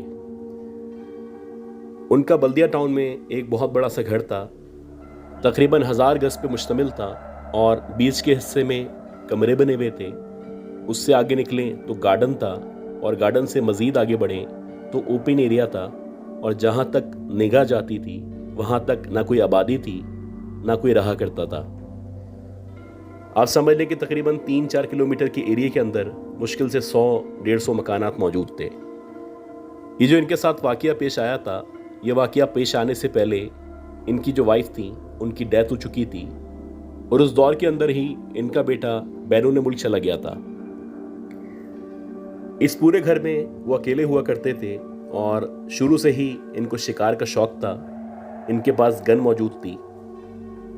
अक्सर औकात में ये करीबो जवार में या कोयटा तक शिकार करने के लिए जाया करते थे। शिकार के साथ साथ उनकी आदत थी कि अक्सर शाम के औकात में वो ड्रिंक किया करते थे। अब क्योंकि उस वक्त के दौर में या उस दौर में वहाँ पे इतनी आबादी नहीं थी, तो अक्सर ऐसा होता था कि बहुत सारे जंगली जानवर अक्सर इनके एरिया में या इनकी ज़मीन के अंदर दाखिल हो जाया करते थे। वैसे ही दिसंबर का महीना चल रहा था, और हल्की हल्की सर्दी हो रही थी, और कराची में, पूरे कराची के मुकाबले में बल्दिया टाउन में जितनी सर्दी होती है उतनी सर्दी कहीं पे नहीं हुआ करती। तो अक्सर जैसे मगरिब होती तो मगरिब के बाद ये थोड़ी देर छत पे चले आते, वहाँ पे वॉक करते रहते, और कुछ देर छत पे गुजारने के बाद नीचे आ जाते। वैसे ही एक शाम थी, और शाम के तकरीबन 5-5:30 बजे का टाइम था। मगरिब होने वाली थी, ये छत पे मौजूद थे, इधर उधर देख रहे थे, तो इन्होंने देखा कि दूर से एक हिरन भागता हुआ इनके घर की तरफ आ रहा है। अब क्योंकि बुनियादी तौर पे ये शिकारी थे और इनको जब ये लगा कि शिकार खुद भागता हुआ इनकी तरफ आ रहा है, तो ये फौरन से नीचे की तरफ गए और गन लेके वापस ऊपर आ गए। इन्होंने दोबारा से हिरन को देखना शुरू किया और बिलाखिर इन्होंने देखा कि इनकी छत से तकरीबन 25 फीट के फासले पे जहाँ पे एक दरख्त मौजूद है, उस दरख्त के पास ये हिरन आके खड़ा हो गया है। ये जो हिरन था ये बहुत ही खूबसूरत हिरन था और निस्बतन इसका जो वज़न था वो देखने से ज़्यादा लग रहा था। दिल ही दिल में ये बहुत खुश थे क्योंकि आज जो शिकार था वो खुद ब खुद चलता हुआ इनके दर पे आ चुका था। ये मुसलसल उसको ताक रहे थे और मौके की तलाश में थे कि जैसे ही मौका मिले ये उसको फायर मारें। जैसे ही ये अपनी गन सेट करते या उसका निशाना लेने वाले होते, एकदम से हिरन आगे हो जाता, ये कभी पीछे हो जाता। गर्ज के तकरीबन 15-20 मिनट तक ये आंख मचोली चलती रही। इसी दौरानिये में एकदम से मगरिब की अजान हो गई। अब जब मगरिब की अजान शुरू हुई तो ये रुक गए। इन्होंने सोचा कि जैसे ही मगरिब की अजान हो जाएगी तो फिर मैं इसका निशाना लूंगा। अजान ख़त्म होते ही इन्होंने फ़ौरन से फायर किया और जैसे ही इन्होंने फायर किया हिरन वहीं पे गिर गया। ये बहुत खुश थे क्योंकि इनका जो निशाना था वो बड़ा ज़बरदस्त था और बिल्कुल टारगेट पे लगा था। अब ये आराम से अपनी राइफ़ल को उठाते हुए सिगरेट जलाने के बाद सीढ़ियों से उतरते हुए नीचे की तरफ आए और नीचे आने के बाद जब सबसे पहले इन्होंने अपने शिकार को तलाश करना शुरू किया तो ये देख के बड़े हैरान हो गए कि वहाँ पे जहाँ पे इन्होंने हिरन का निशाना लिया था, हिरन वहाँ पे मौजूद नहीं था। पहले पहर तो ये परेशान हो गए क्योंकि इनके जो निशाने थे बड़े पक्के निशाने थे, लेकिन अगले ही लम्हे इन्होंने सोचना शुरू कर दिया कि हिरन ज़ख्मी था, अगर ज़्यादा से ज़्यादा भागा भी तो 5-10 मिनट तक भाग पाएगा, उसके बाद तो ये नीचे गिर जाएगा। खैर ये सिगरेट पीते हुए आहिस्ता आहिस्ता उस पॉइंट पे आए जहाँ पे इन्होंने हिरन का निशाना लिया था। अब जैसे ही ये उस पॉइंट पे आए जहाँ पे हिरन खड़ा हुआ था तो इन्होंने देखा कि वहाँ पे बहुत सारा खून पड़ा हुआ है और ये इस बात की निशानी थी, ये यकीन दहानी थी कि हिरन वाकई में मरने वाला है। अब इन्होंने आहिस्ता आहिस्ता करके चारों तरफ का जायज़ा लेना शुरू किया और आगे बढ़ते चले गए। जहाँ जहाँ पे खून के निशानात मौजूद थे या ड्रॉप्स पड़े हुए थे, इन्होंने उनको फॉलो करना शुरू किया और बिलाखिर फॉलो करते करते तकरीबन 15 मिनट का रास्ता तय करने के बाद एक बहुत बड़ा सा कुआं मौजूद था। उस कुएं के पास ये जो खून के धब्बे थे या ड्रॉप्स थे जाके ख़त्म हो गए। अब इन्होंने उस कुएं के करीब व जवार में जायज़ा लेना शुरू किया। वहाँ तक खून के निशानात मौजूद थे लेकिन हिरन मौजूद नहीं था। ये इनकी भी समझ नहीं आ रहा था कि ऐसा कैसे हो सकता है। इन्होंने निशाना ठीक लिया है, उसका खून भी निकल रहा है और उसके खून के निशानात यहाँ तक मौजूद हैं, लेकिन इसके आगे हिरन कहाँ गायब हो गया है अल्लाह जाने। आधे घंटे तक सोचने और जायज़ा लेने के बाद जब इनको हिरन नहीं मिला तो बिलाखिर ये वापस पलटे और पलटने के बाद सीधे अपने घर आ गए। इस दौरानिये में ईशा की अजान भी हो चुकी थी और ईशा की अजान के बाद इन्होंने खाना वगैरह खाया और खाना खाने के बाद जो कि इनका रूटीन था, ये ड्रिंक किया करते थे, इन्होंने ड्रिंक करना शुरू कर दिया। 1-1.5 घंटे तक ये मुसलसल पीते रहे और रात के तकरीबन 11-11:30 बजे का टाइम हो चुका था और इनकी आदत थी कि जहाँ पे बैठ के पलंग पे पी रहे होते थे वहीं पे सो जाया करते थे। इससे पहले कि इनकी आंख लगती, इनको एकदम से छन छन छन इस तरह करके आवाज़ आना शुरू हुई। अब ये मुकम्मल तौर पे सेंसेस में नहीं थे, लेकिन इनको यकीन था कि कोई पायल पहन के या घुंघरू पहन के इनकी तरफ बढ़ रहा है या इनके कमरे की तरफ आ रहा है। इन्होंने पहले करीब जवार का जायज़ा लिया, इनको कोई नज़र नहीं आया, लेकिन ये जो आवाज़ें थीं मुसलसल आ रही थीं और इन आवाज़ों को सुनने के बाद इनको यकीन था कि कोई ना कोई है जो मेरे घर के अंदर आ चुका है या मौजूद है। काफ़ी देर तक ये आगे पीछे देखते रहे और बिलाखिर थक हार के इन्होंने आंखें बंद की और सोने की तैयारी करने लगे। अभी इनको आंखें बंद किए हुए 5 मिनट ही गुजरे थे कि इनको दोबारा से छन छन छन इस तरह करके आवाज़ आना शुरू हुई। और अब जो आवाज़ आ रही थी वो बिल्कुल करीब से आ रही थी और पता चल रहा था कि जिसने भी घुंघरू या पाजेब पहनी हुई है वो इनके बहुत करीब मौजूद है। खैर, जैसे ही इन्होंने आंखें खोली, आंखें खोलने के बाद उस तरफ देखना शुरू किया जहाँ से आवाज़ आ रही थी, तो इनकी नज़र बाहर सहन की तरफ या पेड़ों की तरफ पड़ी।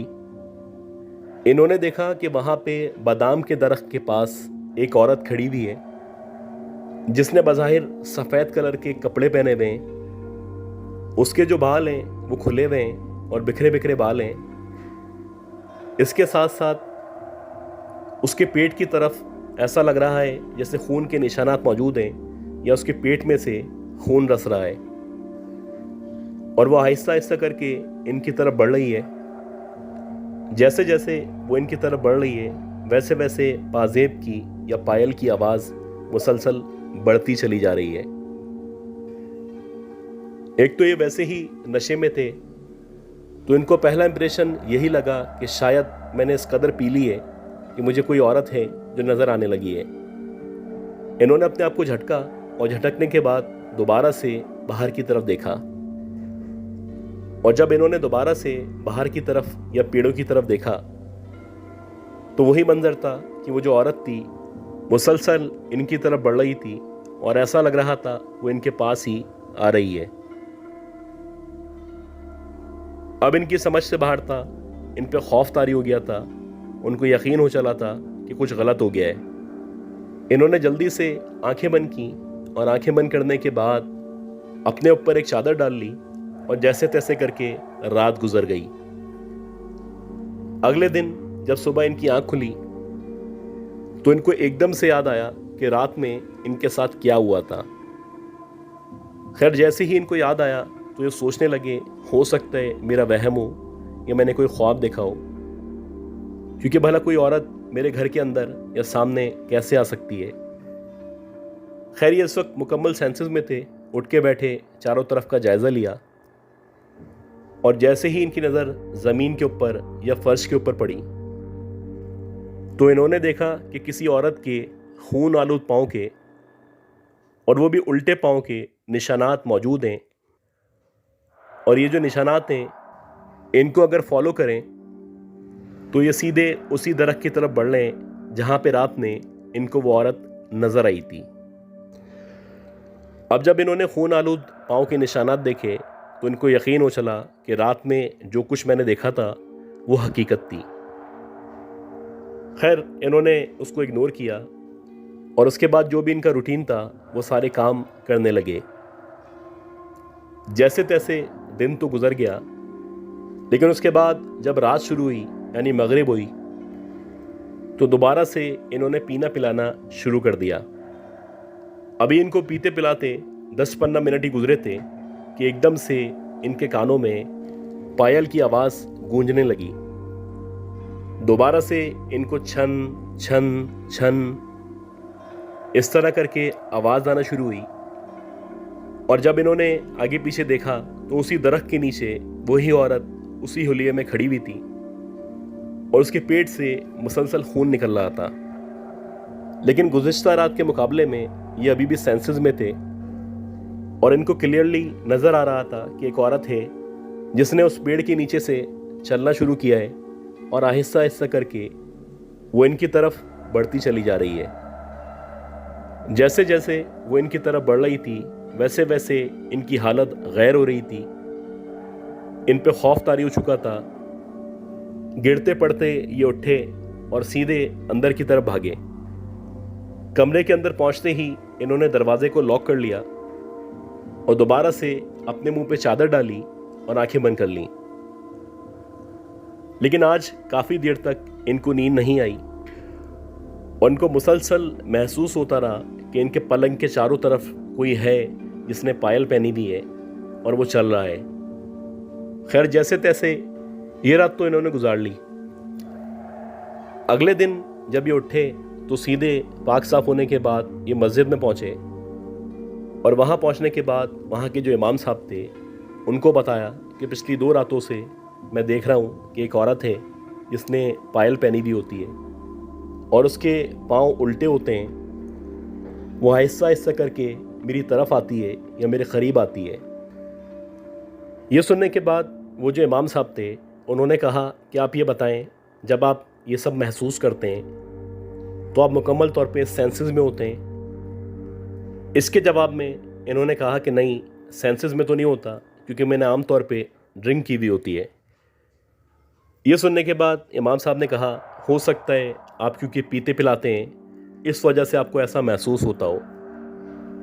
आज रात आप एक काम करें, आपको ना पीना पिलाना है और ना ही इतनी जल्दी सोना है। कोशिश करें कि आप नमाज़ पढ़ें। नमाज पढ़ने के बाद पाक साफ होके अपने पलंग पे लेट जाएं। फिर देखें कि वो औरत आती है या नहीं आती। ये सुनने के बाद इन्होंने ऐसे ही किया। ये वापस घर आ गए और आज इन्होंने डिसाइड कर लिया था कि बिल्कुल भी नहीं पिएंगे और कोशिश करेंगे सेंसेस में रहें। ऐसा ही हुआ कि मगरिब की अजान हुई और मगरिब की नमाज़ इन्होंने पढ़ी। नमाज पढ़ने के बाद ये उसी पलंग पे आके बैठ गए। आज इनका इरादा यही था कि किसी भी सूरत में उस औरत को देखना है, उसके बारे में जानना है कि आखिर ये कौन है, कहाँ से आती है और क्यों आती है। अभी इनको बैठे हुए 10 या 15 मिनट ही गुजरे थे कि एकदम से सराउंडेड एरिया में या इनके घर में पायल की आवाज़ गूंजना शुरू हुई। अब जैसे ही इन्होंने आगे पीछे देखना शुरू किया तो इनको कोई भी नज़र नहीं आया। उसके बाद डायरेक्ट इन्होंने उसी दरख्त की तरफ देखा जिस दरख्त से आम तौर पे वो औरत आया करती थी, लेकिन आज वहाँ पे भी कोई मौजूद नहीं था। तकरीबन 5 से 6 मिनट तक इनको मुसलसल आवाज़ आती रही जैसे कोई है जिसने पायल पहनी हुई है और इनके करीबो जवार में चक्कर लगा रहा है। कुछ देर तक पायल की आवाज़ आती रही और फिर एकदम से बंद हो गई। अब ये मुकम्मल तौर पे रिलैक्स हो चुके थे क्योंकि इनको पता था कि आज सेंसेस में हैं, पाक साफ हैं और इन्होंने नमाज भी पढ़ी है। अब इनको वाकई में लग रहा था हो सकता है कि इनका वहम हो और ये पीने पिलाने की वजह से वो औरत इनको नज़र आ रही हो। लेकिन अगर ऐसा मान भी लें तो ये जो पायल की आवाज़ कुछ देर पहले आ रही थी, ये कहाँ से आ रही थी? खैर, अभी ये इस बारे में सोच ही रहे थे कि एकदम से इनकी बैक साइड से दोबारा से पायल की आवाज़ आना शुरू हुई और जैसे ही इन्होंने पलट के देखा तो इन्होंने देखा कि जो बैक साइड पे स्टेयर्स मौजूद हैं, उन स्टेयर्स पे से वही औरत उतरती हुई नीचे की तरफ आ रही है। उसने वैसे ही कपड़े पहने हुए हैं और वैसे ही उसके पेट में से खून निकल रहा है। खैर, जैसे ही ये औरत इनके करीब बढ़ने लगी वैसे ही इन्होंने आयतल कुर्सी पढ़ना शुरू की और जैसे ही इन्होंने आयतल कुर्सी पढ़ना शुरू की वैसे ही देखते ही देखते ये जो औरत थी इनके सामने हिरन के अंदर तब्दील हुई और हिरन के अंदर तब्दील होने के बाद भागती हुई बाहर की तरफ चली गई। अब इनको कुछ अंदाज़ा हो चुका था कि ये जो कुछ हो रहा है इसका ताल्लुक उसी दिन के शिकार से है जब इन्होंने एक हिरन को गोली मारी थी। खैर, ये सब देखने के बाद इन्होंने दोबारा से मस्जिद के इमाम से रब्ता किया और उनको सारा का सारा वाक़या बताया। उनको ये भी बताया कि मैंने एक हिरन को रात के टाइम में गोली से मारने की कोशिश की थी और तब से ही वो औरत मुझे नज़र आना शुरू हुई है। ये पूरा किस्सा सुनने के बाद वो जो इमाम साहब थे उन्होंने कहा कि ठीक है, आप मुझे 1-2 दिन दें, मैं इस्तिखारा करता हूँ और आपको बताता हूँ। ठीक 2 दिन के बाद इमाम साहब ने इनसे रब्ता किया और इनको बताया वाकई में ऐसा ही है कि तुमने जिस हिरन को गोली मारी थी या जिसका शिकार करने की कोशिश की थी वो कोई हिरन नहीं था बल्कि वो दूसरी मखलूक थी और मेरे अंदाजे के मुताबिक ये जो मखलूक है ये इतनी आसानी से तुम्हारी जान नहीं छोड़ेगी।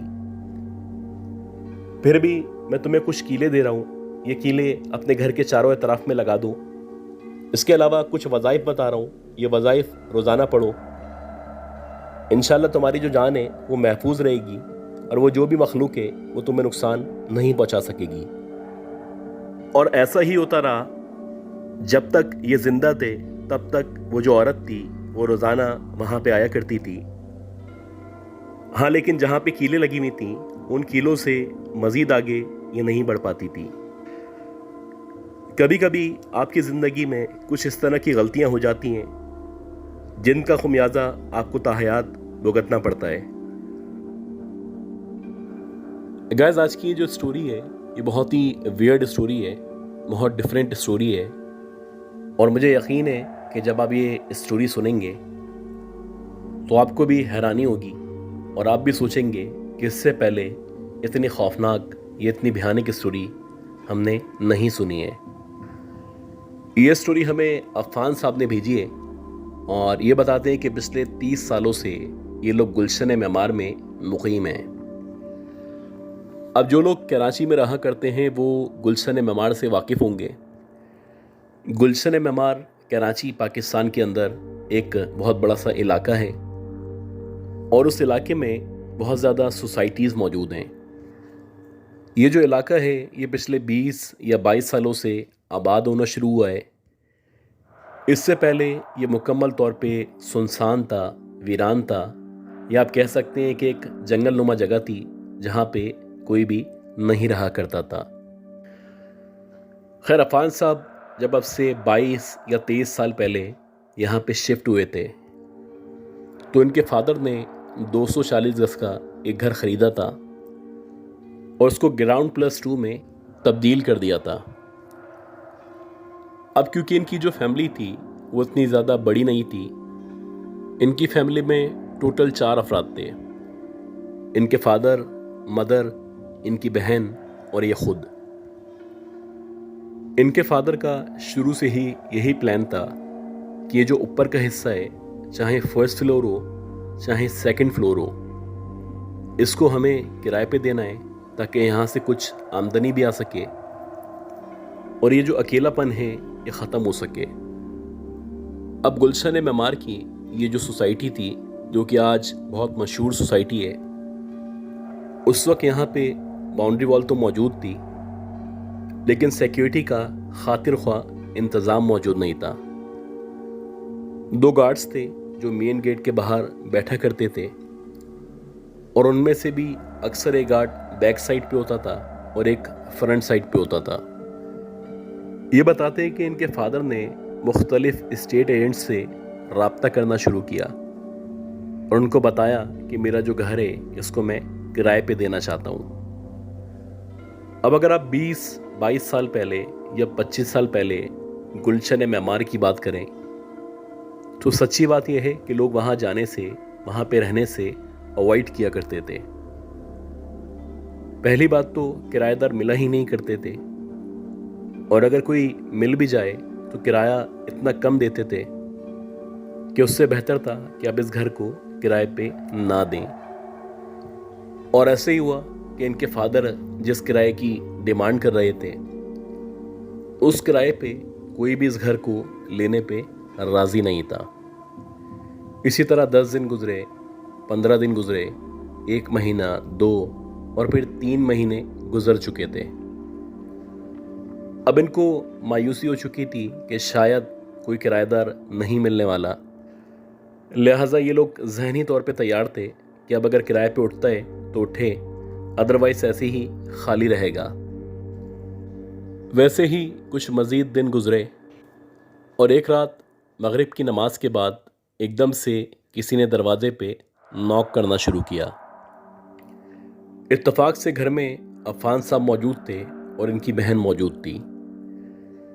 खैर, जैसे ही इन्होंने ऊपर से झांका तो इन्होंने देखा कि गेट के बाहर की तरफ एक औरत खड़ी हुई है जिसने ब्लैक कलर के कपड़े पहने हुए हैं और बज़ाहिर उसकी जो उम्र है वो 35 या 40 साल के दरमियान है। इन्होंने उस औरत से पूछा कि जी आपको किससे मिलना है। वो कहने लगी कि मैंने सुना है कि ये जो घर है आप किराए पे देना चाहते हैं। अब ये सुन के अफ़ान साहब बहुत खुश हो गए और उन्होंने कहा, जी बिल्कुल, हम किराए पे देना चाहते हैं। तो उस औरत ने कहा कि आपके फादर से बात हो सकती है। इन्होंने बताया कि जो मेरे फादर हैं उनको आने में तकरीबन 1 घंटा लगेगा।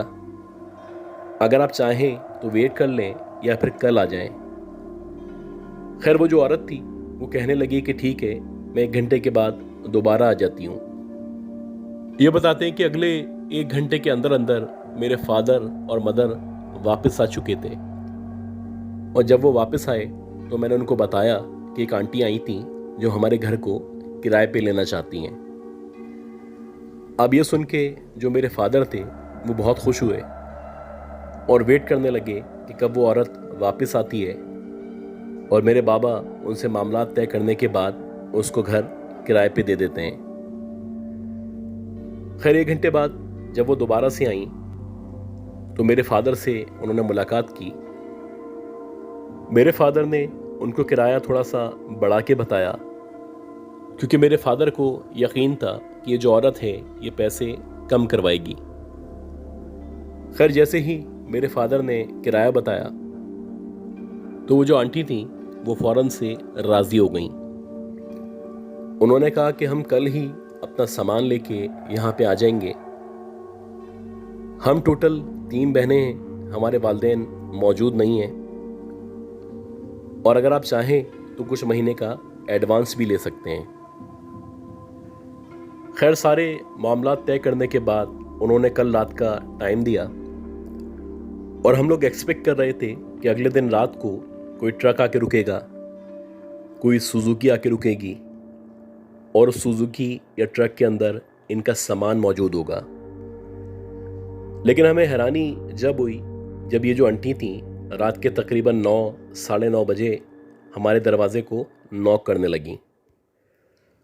अब जैसे ही मेरे फादर ने उन आंटी को देखा तो उनके हाथ में 2 या 3 बोरे नुमा थैले मौजूद थे और उसको लेके वो अंदर आना चाहती थी। अब मेरे फादर नीचे गए, उन्होंने जाके दरवाज़ा खोला और वो उनसे पूछने लगे कि आपका बाकी सामान या फर्नीचर वगैरह कहाँ पे है। तो ये सुनने के बाद वो जो आंटी थी वो कहने लगी कि मेरा कुल सामान यही है। हाँ, मेरी 2 बहनें जो आहिस्ता आहिस्ता करके यहाँ पे शिफ्ट हो जाएंगी। खैर मेरे फादर ने उनको रास्ता दिया और कहा कि ठीक है, आप ऊपर जाएं और ऊपर जाके सामान रख दें। मेरे फादर बड़े हैरान थे कि इतने बड़े घर में, जो कि 240 गज का घर है, ये औरत मेरे कहे हुए किराए पे राज़ी हो चुकी है और उसका जो टोटल सामान है वो 3 थैलों पे या 3 बैगों पे मुश्तमिल है। अगले दिन मेरे फादर ने एक डुप्लीकेट चाबी बनवाई और जो ओरिजिनल चाबी थी वो उन्होंने अपने पास रख ली, जबकि जो डुप्लीकेट थी वो उन आंटी को हैंड ओवर कर दी। मेरे फादर ने शुरू में ही आंटी को बता दिया था कि हम लोग 11, साढ़े 11 बजे तक सो जाया करते हैं। आप भी कोशिश करिएगा कि रात के 11 बजे के बाद आना जाना ना करें। अच्छा, अब इसी तरह 2, 3, 4 दिन गुजर गए और जब से ये आंटी आई थी, ये जो हमारी किराएदार थी वो आई थी, पूरे दिन के टाइम में इनके घर में मुकम्मल खामोशी होती थी। लेकिन जैसे ही मगरिब होती थी तो उसके बाद से इनके घर में चलने की, बातें करने की या शोर शराबे की आवाज़ आया करती थी। ये भी हम लोगों के लिए बड़ा हैरान कुन था कि ये सिर्फ हमें रात के टाइम में ही नज़र आती हैं और जब सूरज निकला होता है या दिन के टाइम में कभी भी हमने इनको नहीं देखा। और एक अजीब बात ये थी कि ये जो आंटी थी मुसलसल एक ही कपड़े पहने हुए थी और वो जो कपड़े थे ब्लैक कलर के कपड़े थे। खैर 4-6 दिन बाद रात के तकरीबन 12 या साढ़े 12 बजे का टाइम था। इत्तफाक से जो मेरे फादर थे वो गैलरी में खड़े हुए थे और सिगरेट पी रहे थे। अब हमारी जो गैलरी थी, उस गैलरी से जो हमारी सोसाइटी का गेट था वो बिल्कुल क्लियर नज़र आया करता था। मेरे फादर ने देखा कि एक औरत है जिसने ब्लैक कलर के कपड़े पहने हुए हैं और कपड़ों से या चलने के अंदाज से बिल्कुल वैसी ही लग रही है जैसे कि हमारी किराएदार चला करती हैं या कपड़े पहना करती हैं। वो सोसाइटी के गेट से अंदर एंटर हुई है और आहिस्ता आहिस्ता चलती हुई हमारे घर की तरफ बढ़ रही है। अब जैसे ही वो मज़ीद करीब पहुंची तो उसके हाथ में 2 थैले मौजूद थे और उसके पास भी तकरीबन वैसे ही थैले थे जैसे थैले लेके हमारी जो किराएदार आंटी थी वो हमारे घर में एंटर हुई थी। खैर, ये जो औरत थी ये बिल्कुल हमारे घर के सामने आके खड़ी हो गई और हमारे दरवाजे को नॉक करना शुरू किया। अब मेरे जो फादर थे वो ये सारा का सारा जो मंजर था ऑलरेडी ऊपर से देख रहे थे, तो उन्होंने पूछा कि आप कौन हैं और आपको किससे मिलना है। वो कहने लगी कि अभी 3-4 दिन पहले जो मेरी बहन है वो आपके घर में शिफ्ट हुई हैं, तो मैं उनकी ही बहन हूँ, उनको बता दें कि आपकी बहन आई हैं। खैर, मेरे फादर ने ऊपर जाके नॉक किया और नॉक करने के बाद जो आंटी थी उनको बताया कि आपकी बहन आई हैं। अब उनकी जो बहन थी उनको बुलाने के लिए जब मेरे फादर ने गेट खोला तो मेरे फादर बताते हैं कि इनका जो चेहरा था वो तकरीबन जो हमारी किराएदार आंटी थी उनकी तरह ही था और वैसे ही इन्होंने भी ब्लैक कलर के कपड़े पहने हुए थे, लेकिन इनकी जो आंखें थी इन आंखों के गिर्द बहुत सारे हल्के मौजूद थे।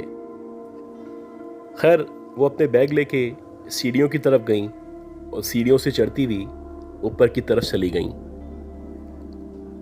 अब उनके हाथ में जो 2 बैग मौजूद थे उन बैग के अंदर से कुछ टपक रहा था। अब क्योंकि अंधेरा था तो मेरे फादर को क्लियरली नजर नहीं आया, लेकिन उनके जाने के बाद जब मेरे फादर ने लाइट जलाई और चेक किया तो उन्होंने देखा कि सीढ़ियों के ऊपर पूरे रास्ते में जगह जगह ब्लड के जो ड्रॉप्स हैं वो पड़े हुए हैं और यकीनन ये जो ब्लड के ड्रॉप्स हैं ये उस थैले में से या उस चॉपर में से गिरे हैं जो 2 थैले लेके इनकी बहन ऊपर चढ़ी थी। अब ये देखने के बाद जो मेरे फादर थे वो बड़े ताज्जुब का शिकार थे और 10 सवालात थे जो उनके जहन में मौजूद थे। मेरे फादर ने सोचा कि हो सकता है कि इन लोगों ने नया घर लिया है या नए नए किराए पे शिफ्ट हुए हैं। तो आमतौर पे जब भी लोग घर लेते हैं या किराए पे शिफ्ट होते हैं तो सबसे पहले गोश्त की सूरत में या किसी जानवर की सूरत में सदका दिया करते हैं। हो सकता है इनके हाथ में जो थैले मौजूद थे उनमें गोश्त मौजूद हो और ये सदका करना चाहते हो, इसीलिए शायद इन थैलों के अंदर ये गोश्त लेके यहाँ पे आई हैं। मेरे फादर जितना पॉजिटिव सोच सकते थे उतना पॉजिटिव वो सोच रहे थे और उनके वहम गुमान में भी नहीं था कि वो किन के साथ जुड़ चुके हैं। इसी तरह तकरीबन 10-15 दिन मज़ीद गुजरे और उसके बाद सेम सीन हुआ कि रात के तकरीबन 12-12:30 बजे का टाइम था और मेरे फादर यूजुअली जैसे सिगरेट पिया करते थे वैसे ही सिगरेट पी रहे थे और गैलरी से बाहर की तरफ झांक रहे थे। इन्होंने देखा कि जो सोसाइटी की एंट्रेंस है उस एंट्रेंस से एक औरत अंदर की तरफ आ रही है। वैसे ही उसने ब्लैक कलर के कपड़े पहने हुए और बाकायदा एक बकरा है जिसको खींचती भी वो अपने साथ लेके आ रही है। जैसे जैसे वो करीब आ रही थी वैसे वैसे मेरे फादर को अंदाज़ा हो चुका था कि ये जो औरत है यकीनन ये जो हमारी किराएदार हैं उनकी तीसरी बहन है। और ऐसा ही हुआ कि जैसे ही वो घर के सामने आके रुकी तो उसने मेरे फादर से कहा कि गेट खोल दें, मैं ऊपर जो आपकी किराएदार हैं उनकी बहन हूँ। अब ये जो कुछ हो रहा था ये सब कुछ हैरानकुन था और सबसे बड़ी हैरानी वाली बात ये थी कि हमारी सोसाइटी में आमतौर पे जो औरतें होती हैं या लड़कियां होती हैं वो बकरों को या इस तरह के पेट एनिमल्स को इतनी आसानी से कैरी नहीं कर सकती। एक औरत का एक बकरे को इस तरह खींच के लाना, जैसे कि आमतौर पे मर्द किया करते हैं, ये वाकई में बहुत अजीब था। बहरहाल मेरे फादर ने गेट खोला और गेट खोलने के बाद इनकी तीसरी बहन भी इस स्टेयर से होती हुई सीधी उनके घर के अंदर एंटर हो गई।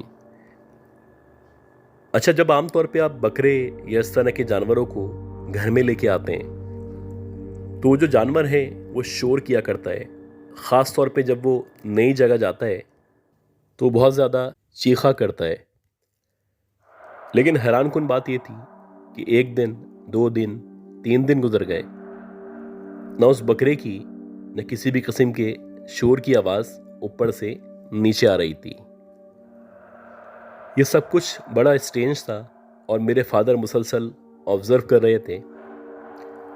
और अब तो हम सबको यकीन हो चला था, यह हम लोग आपस में मजाक किया करते थे कि ऊपर जो 3 औरतें रहती हैं या 3 बहनें रहती हैं, इनका दिन से कोई ताल्लुक नहीं है।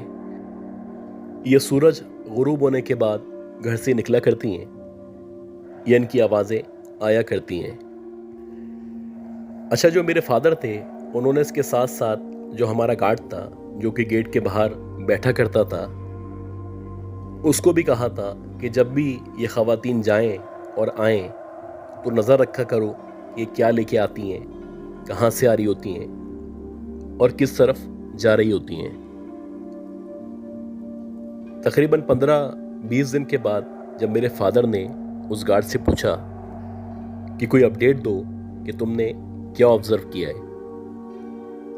तो जो गार्ड था वो कहने लगा कि साहब, अगर मैं आपको कुछ बताऊंगा तो आप यकीन नहीं करेंगे। मेरे फादर ने पूछा कि बताओ, ऐसी क्या बात है। वो कहने लगा कि ये जो 3 बहनें हैं जो आपके घर में किराएदार के तौर पे रहा करती हैं, ये पिछले 10 से 15 दिनों के अंदर अंदर मुझसे तकरीबन 5 बकरे मंगवा चुकी हैं। और मेरी समझ ही नहीं आता कि जब मैं इनको बकरे ला के देता हूँ तो ये बकरे ऊपर ले आने के बाद कहाँ जाते हैं। ना मैंने आज तक उनको कटते हुए देखा है, ना मैंने उन बकरों को छत के ऊपर देखा है, और ना ही मुझे कभी उनकी आवाज़ आया करती है। और सबसे अजीब बात यह है कि आपके मुताबिक इस घर के अंदर जहाँ पे वो रहा करती हैं, इनका जो सामान है वो टोटल 5, 7 या 9 थैलों पे या बैगों पे मुश्तमिल है। और इस सामान के अलावा इनके घर में ना कोई फ्रिज है, ना कोई टीवी है, ना कोई रेफ्रिजरेटर है। तो कम से कम मेरी समझ से तो बाहर है कि इस दौर के अंदर इस सामान के बगैर ये लोग कैसे गुजारा किया करती हैं।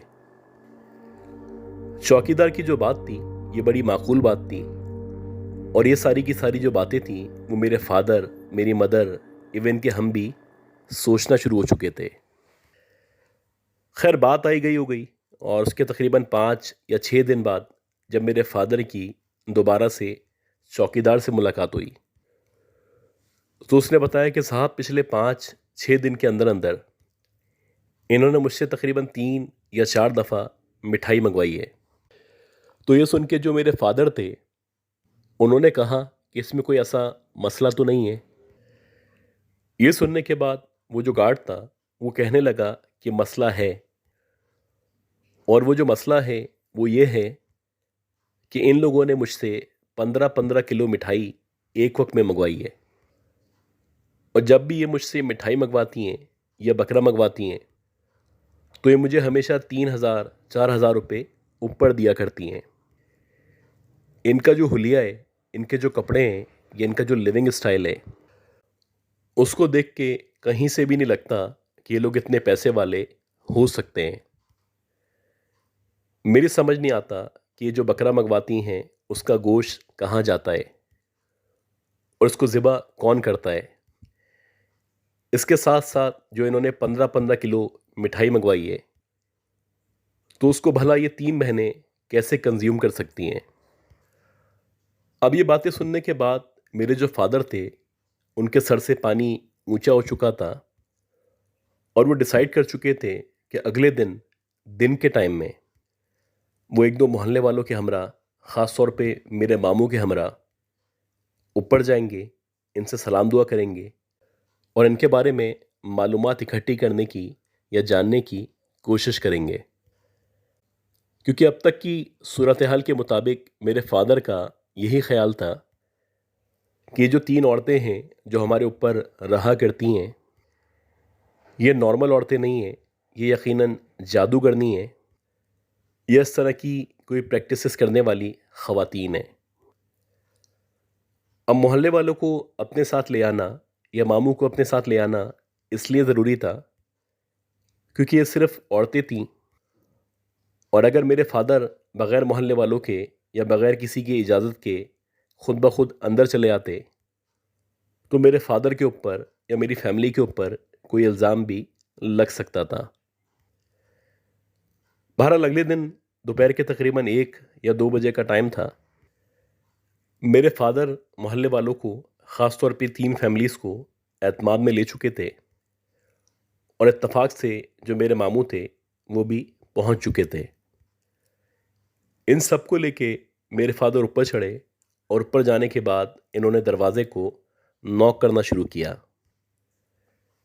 अब जैसे ही मेरे फादर ने दरवाजे को नॉक करना शुरू किया तो मुसलसल नॉक करने के बावजूद भी अंदर से ना कोई आ रहा था, ना किसी का जवाब आ रहा था। 5 मिनट, 10 मिनट, 15 मिनट, जब आधा घंटा हो चुका तो मजबूरन मेरे फादर ने कहा कि मेरे पास ओरिजिनल चाबी मौजूद है, इस चाबी के ज़रिए इस गेट को खोलते हैं और अंदर जाके देखते हैं कि ये जो 3 बहनें हैं या 3 जादूगरनियाँ हैं ये आखिर यहाँ पे क्या किया करती हैं। अब जैसे ही मेरे फादर ने चाबी लगाई और गेट खोला तो मेरे फादर बताते हैं कि गेट खोलते ही एक अजीब सी बदबू थी जो हम सबको आने लगी और बज़ाहिर ऐसा लग रहा था कि ये जो बदबू है ये गोश्त के सड़ने की या कुछ इस तरह की ही बदबू है। खैर आहिस्ता आहिस्ता करके जब मेरे फादर मज़ीद आगे बढ़े तो इनके साथ साथ 4-5 लोग थे जो मौजूद थे। अब जैसे ही ये लोग पहले कमरे के अंदर एंटर हुए तो इन्होंने देखा कि उस कमरे के अंदर 7 या 8 बकरों के सर मौजूद हैं। उन बकरों के जो धड़ थे वो गायब थे और वो जो सर का हिस्सा था वो भी वैसे मौजूद नहीं था जैसे कि आमतौर पे ज़बह किया जाता है, बल्कि आप समझ लें कि सीने के ऊपर से मुंह तक का जो हिस्सा है वो हिस्सा मौजूद था। इसी तरह एक एक करके सारे के सारे कमरे चेक किए गए। उन तीनों चारों कमरों में ना वो आंटी मौजूद थीं, ना उनकी बहनें मौजूद थीं, लेकिन हर कमरे में बकरे के सर मौजूद थे। इसके साथ साथ हर कमरे की दीवार पे खून से कुछ अजीब सी ज़बान में लिखा गया था। ये जो ज़बान थी ना ये उर्दू थी, ना ये हिंदी थी और ना ही इंग्लिश थी। खैर मुकम्मल तौर पे इस पूरे घर का जब जायज़ा लिया गया तो उसको देखने के बाद मोहल्ले वालों का भी यही ख्याल था कि आपके इस फ्लोर को जादू के लिए इस्तेमाल किया जा रहा था। अब मेरे फादर डिसाइड कर चुके थे कि हो सकता है ये जो औरतें हैं, ये तीनों जो बहनें हैं, ये बाहर निकली हुई हों या इनको अंदाज़ा हो चुका हो कि हम लोग अगले दिन इनके घर में जाने वाले हैं तो ये वहाँ से गायब हो चुकी हों। लेकिन जब भी ये वापस आएंगी तो इनको सीधा सीधा पुलिस के हवाले किया जाएगा। और ये सब जो बातें थीं ये सिर्फ खाम ख्याली थीं, क्योंकि ना उन आंटी को, ना उन बहनों को, इन तीनों औरतों को ना वापस आना था और ना ही वो वापस आईं। खैर कुछ दिनों के बाद मेरे फादर ने इस पूरे फ्लोर को मुकम्मल तौर पे वॉश करवाया और वॉश करवाने के बाद यहाँ पे मुसलसल कुरान खानी करवाई। इस वाक़ये को गुज़रे हुए तकरीबन 20-22 साल हो चुके हैं, लेकिन जब भी हम लोग इसको याद करते हैं तो हमारे ऊपर एक अजीब सा खौफ है जो तारी हो जाता है। ये जो मिस्ट्री थी ये हमेशा अनसॉल्व रहेगी कि वो जो 3 औरतें थीं या 3 बहनें थीं, वो कौन थीं। गाइस, उम्मीद करता हूँ ये जो स्टोरी मैंने शेयर की है, ये स्टोरी आप लोगों को पसंद आई होगी।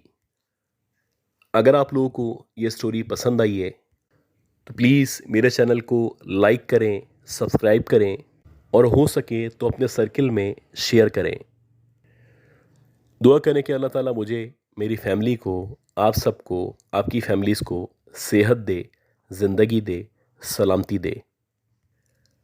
अगले अपलोड तक के लिए अपना ख्याल रखिएगा। अल्लाह हाफ़िज़।